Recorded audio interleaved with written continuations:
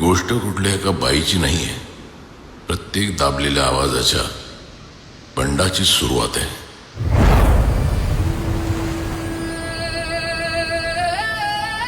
लग्न झालं आणि लग्नाच्या 5च वर्षात नवऱ्याने दुसरी बायको ठेवली. बरं जाब विचारलं तर म्हणाला, तुला नाही ना घराबाहेर काढलं, खायला प्यायला सणावाराला साडी मिळते ना, बायको आहेस, बायकोसारखी राहा. खूप शिकायचं होतं मला, पण 18 वर्षांची पण नाही झाली आणि लग्न ठरवलं. म्हणाले काय करायचंय शिकून, शिकून काय IAS व्हायचंय. गुपचूप लग्न करायचं, मुलं काढायची, कारण मला आजोबा व्हायचंय. मला तर आवाजच नव्हता. चूल आणि मूल हीच तुझी जबाबदारी. हेच ऐकत इथवर आले.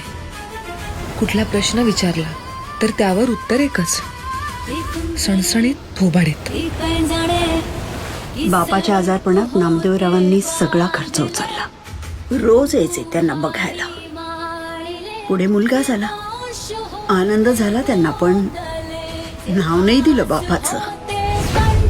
मी तुम्हा सगळ्यांपेक्षा वेगळी आहे. Self made, independent, live in रिलेशनशिपमध्ये राहत होते. पण काळ कुठलाही असला तरी पुरुषांची वृत्ती तीच, ब्लडी डिक.